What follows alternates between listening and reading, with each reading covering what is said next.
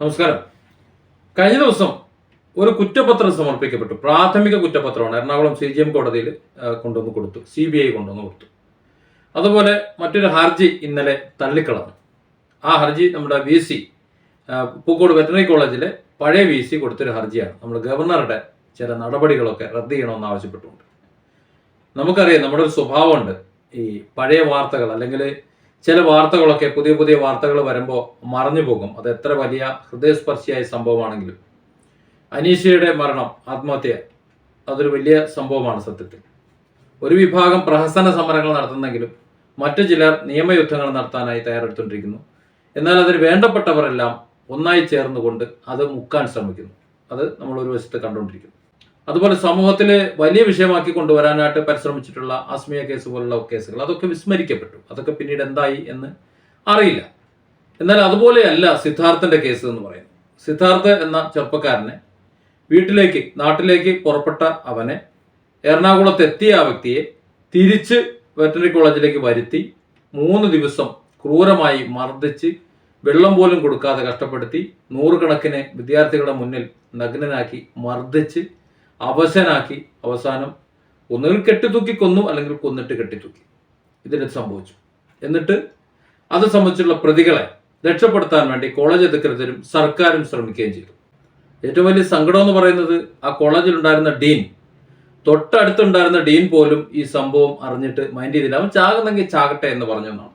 VC പറയുന്നത് ആ ദിവസം താൻ അവിടെ ഇല്ലായിരുന്നു എന്നാണ്. എന്നാൽ അതിന് മുമ്പ് 2 ദിവസം അദ്ദേഹം അവിടെ ഉണ്ടായിരുന്നു. അദ്ദേഹത്തിനാണ് കോളേജിന്റെ പൂർണ്ണ ചുമതല. അപ്പൊ അദ്ദേഹം അറിയേണ്ടതാണ്. ഡീൻ അറിഞ്ഞിട്ടില്ല, ആരും ഒന്നും അറിഞ്ഞിട്ടില്ല. നൂറുകണക്കിന് ആൾക്കാരുടെ മുന്നിലിട്ട് ഒരു പാവം ചെറുപ്പക്കാരനെ, ഒരു വിദ്യാർത്ഥിയെ പരസ്യമാക്കി കെട്ടിയിട്ട് മർദ്ദിച്ച് അവശനാക്കി കെട്ടിത്തൂക്കിയിട്ട് ആരും അറിഞ്ഞില്ല എന്നാണ് പറയുന്നത്. UGCയുടെ ആന്റി റാഗിംഗ് സെല്ലിന്റെ ആ പരാതി വന്നതിന് ശേഷമാണ് കോളേജ് പോലും ഈ സംഭവം അറിഞ്ഞത് എന്ന് തോന്നിപ്പോകുന്നു പലപ്പോഴും. തുടർന്ന് പിണറായി വിജയന് പരാതി കൊടുത്തു, മുഖ്യമന്ത്രിക്ക് പരാതി കൊടുത്തു. പ്രത്യേകിച്ച് കാര്യമൊന്നും ഉണ്ടായില്ല. പിന്നെ സിദ്ധാർത്ഥന്റെ പിതാവ് വളരെ ശക്തമായി ഇറങ്ങി. തെരഞ്ഞെടുപ്പ് അടുത്ത് വരികയാണ്, പാർലമെന്റ് തെരഞ്ഞെടുപ്പ് അടുത്ത് വരികയാണ്. അപ്പോൾ സ്വാഭാവികമായിട്ടും എന്തെങ്കിലുമൊക്കെ പറയാൻ നിർബന്ധമായി. ഉടനെ CBI അന്വേഷിക്കുന്നു എന്ന് പറഞ്ഞൊരു പൊറാട്ട നാടകം ഇട്ടു. എവിടെ CBI അന്വേഷിക്കുമെന്ന് പറഞ്ഞ് ഉത്തരവൊക്കെ വന്നെങ്കിലും CBIക്ക് ഉത്തരവ് പോയാലല്ലേ അവർക്ക് അന്വേഷിക്കാൻ കഴിയൂ. അതൊരു നാടകമായിരുന്നു എന്ന് പിന്നെ മനസ്സിലാക്കി. പ്രതികളെ രക്ഷപ്പെടുത്താനും തെളിവ് നശിപ്പിക്കാനും ഉള്ള ശ്രമമൊക്കെ മുറയ്ക്ക് തുടരുകയും ചെയ്തു. ഇതിനിടയിലാണ് ഗവർണറുടെ മുന്നിൽ പരാതിയുമായി സിദ്ധാർത്ഥന്റെ പിതാവ് പോകുന്നത്. അവിടെ എത്തി അദ്ദേഹം വളരെ കാര്യമായി തന്നെ അതിൽ ഇടപെട്ടു. അതിൽ കുറ്റക്കാരനായിട്ടുള്ള VCയെ സസ്പെൻഡ് ചെയ്തു. ഈ കുറ്റവാളികളായിട്ടുള്ള അല്ലെങ്കിൽ കുറ്റകൃത്യത്തിൽ പങ്കുചേർന്നു എന്ന് സംശയിക്കപ്പെടുന്ന അല്ലെങ്കിൽ അതിൽ പങ്കുചേർക്കപ്പെട്ട കുറച്ച് വിദ്യാർത്ഥികളുണ്ട്. ആ വിദ്യാർത്ഥികളെ കോളേജ് താൽക്കാലികമായി സസ്പെൻഡ് ചെയ്തിരുന്നു. അവരെ തിരിച്ചെടുക്കുന്ന ഒരു പരിപാടി ഉണ്ടായിരുന്നു. ആ തിരിച്ചെടുക്കുന്ന പരിപാടി റദ്ദ് ചെയ്തു ഗവർണർ ഇടപെട്ട്. അത് മാത്രമല്ല, CBI അന്വേഷണം നടത്തിയേ പറ്റൂ എന്നുള്ള നിലയിലേക്ക് അദ്ദേഹം കൊണ്ട് എത്തിച്ചു. CBI അന്വേഷണം എന്തായാലും ആരംഭിച്ചു. ഈ സമയത്താണ് പൂക്കോട് വെറ്ററിനറി കോളേജിലെ VC ഒരു ഹർജി കൊടുക്കുന്നത്, ഗവർണറുടെ ഉത്തരവുകൾ റദ്ദാക്കണമെന്ന് പറഞ്ഞിട്ട് കോടതിയിലെത്തുന്നത്. ആ ഹർജിയാണ് കഴിഞ്ഞ ദിവസം ഇന്നലെ അത് തള്ളിയത്.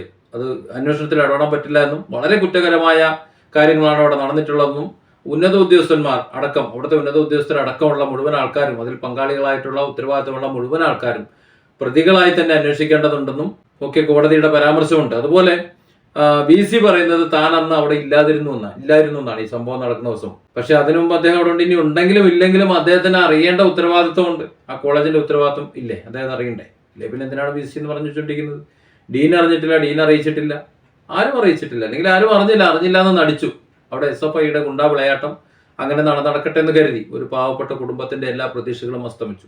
ഏതായാലും റാഗിംഗ് വിരുദ്ധ സമിതിയുടെ പരാതി ചെന്നതുകൊണ്ട് മാത്രമാണ് കോളേജ് അധികൃതർ അറിഞ്ഞതെന്ന് പറയുന്നുണ്ട്. അതിനു മുമ്പേ പോലീസ് നടത്തിയ വീഡിയോകൾ നമ്മൾ കണ്ടിരുന്നു, ആത്മഹത്യയാണ് എന്ന്. ഇവിടെ നമ്മൾ മനസ്സിലാക്കേണ്ടത്, ഇതൊരു പോരാട്ടമാണ്. നീതി ലഭ്യമാകുന്നില്ല എന്ന് നമുക്ക് തോന്നുന്ന സ്ഥലത്ത് ഒരു പിതാവ് നടത്തുന്ന ഒറ്റയാൾ പോരാട്ടം, അങ്ങനെ പറയുന്നതാണ് ശരി.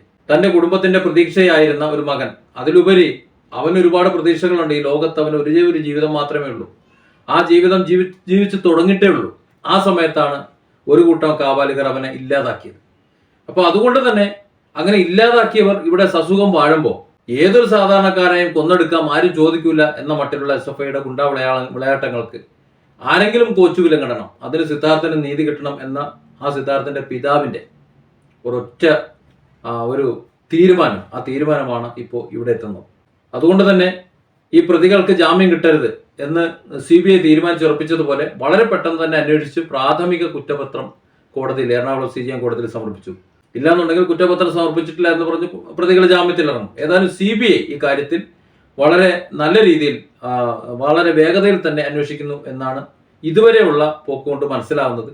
അതുകൊണ്ടാണ് വളരെ വേഗത്തിൽ ഈ കുറ്റപത്രം സമർപ്പിക്കുന്നതും തുടർന്ന് തെളിവെടുപ്പുകളും കൂടുതൽ അന്വേഷണങ്ങളും നടന്നുകൊണ്ടിരിക്കുന്നതും. ഏതായാലും ഇനി ഒരു സിദ്ധാർത്ഥ് ഇത്തരം ക്യാമ്പസുകളിൽ ഉണ്ടായിക്കൂടാ. അഥവാ ഇടിമുറികളും അതേപോലെ മർദ്ദനക്കുന്നുകളും വേണ്ട നമുക്ക് കോളേജുകളെ.